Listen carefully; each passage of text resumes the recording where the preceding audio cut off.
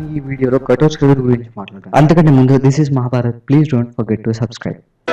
Friends, ఘటోత్కచుడి గురించి మీకు చాలా మందికి తెలిసే ఉంటుంది ఫ్రెండ్స్. ఇతను భీముడు మరియు హిడింబకు జన్మించిన వాడు. ఇతను పుట్టుకతోనే జుట్టు లేకుండా జన్మించాడు ఫ్రెండ్స్. అంటే ఇతని పుట్టుకతోనే బట్టతలు ఉందన్నమాట.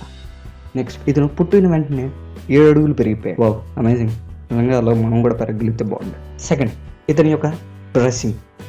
ఇతని డ్రెస్సింగ్ చాలా ఇంపార్టెంట్ ఫ్రెండ్స్. ఎందుకు అంటే మనం టీ షర్టు, మామూలు షర్టు ఇలా వేస్తాం కదా, అలాగే అతను సింహం, పులి, మేక వాటి చర్మాలను ధరిస్తాడు అనమాట.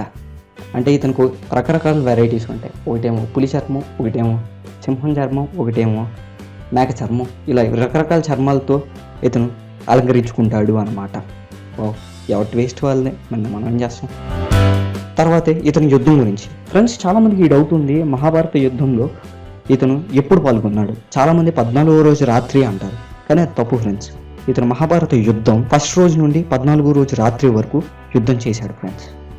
ఇతను ఎంతో మంది వీరులతో పోరాడాడు. ఇతను యుద్ధం చేసినా సరే ఇతనికి ఎందుకు గుర్తింపు లేదు అంటే 14వ రోజు రాత్రి మాత్రమే ఎందుకు ఇతను విక్రమించాడు అంటే ఇతని యొక్క శక్తి రాత్రి పూటే ఎక్కువగా పనిచేస్తుంది ఫ్రెండ్స్. అంటే రాక్షసులు అంధకారంలో బాగా యుద్ధం చేయగలుగుతారు అందుకు. నెక్స్ట్, ఇతని రథం. మహాభారతంలో ఇతను ఒక రథాన్ని వేసుకొని వచ్చాడు ఫ్రెండ్స్. ఈ రథం గురించి చెప్తే మీరు నిజంగా ఆశ్చర్యపోతారు. ఇతని యొక్క రథం సైజ్ 150 నుండి 2 లక్షల గజాలు.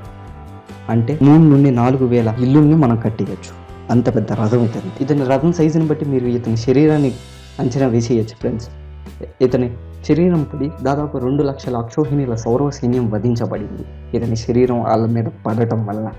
చిత్తైపోయారు వాళ్ళంతా. నెక్స్ట్, ఇతను 14వ రోజు రాత్రి ఎలా యుద్ధం చేశాడు? అంతకంటే ముందు ఇతను ఎవరెవరితో యుద్ధం చేశాడో నేను చెప్తాను కానండి.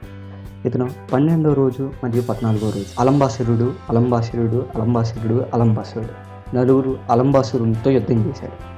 12వ రోజు ఒక అలంబాసురుడిని వధించాడు. 14వ రోజు ఒక అలంబాసురుడిని వధించాడు. 14వ రోజు రాత్రి దాదాపు 2 అలంబాసురుల్ని వధించాడు. ఇద్దరిని చంపి వాళ్ళ తలని తీసుకెళ్లి దుర్యోధనుడి కాళ్ళ మీద పడేశాడు. అలాగే ఇతను అశ్వత్థామతో తలపడ్డాడు ఫ్రెండ్స్. అశ్వత్థామ ఇతని యుద్ధం చాలా ప్రత్యేకమైనది. ఎందుకంటే ఇద్దరు ఒకరు ఒక టైంలో మూర్చపోతారు, ఇంకొకరు ఇంకో టైంలో మూర్చపోతారు.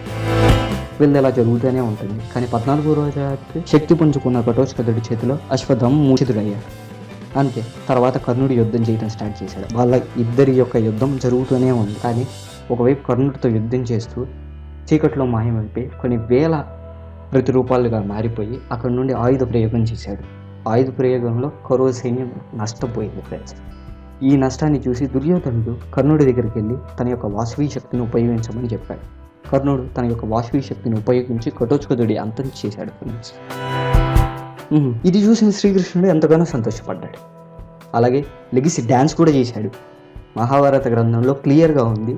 శ్రీకృష్ణుడు వెళ్ళి ఘటోత్కచుడి యొక్క అంతానికి నాట్యం చేశాడు. ఎందుకు అంటే ఘటోత్కచుడు ఒక రాక్షస ప్రవృత్తి కలిగిన వ్యక్తి. అతను ఒకవేళ యుద్ధం ముగిసిన తర్వాత కూడా జీవించి ఉంటే మానవులకి అపాయం కలిగించవచ్చు అని శ్రీకృష్ణుడు అర్జునుడితో చెప్పాడు ఫ్రెండ్స్. ఇలా ఘటోత్కచుడి గురించి నాకు తెలిసిన స్టోరీస్ మీతో షేర్ చేశాను. అండ్ మీకు తెలిసిన విషయాలు కింద కమెంట్లో రాయండి. And please don't forget to subscribe. వచ్చే వీడియోలో కలుసుకుందాం.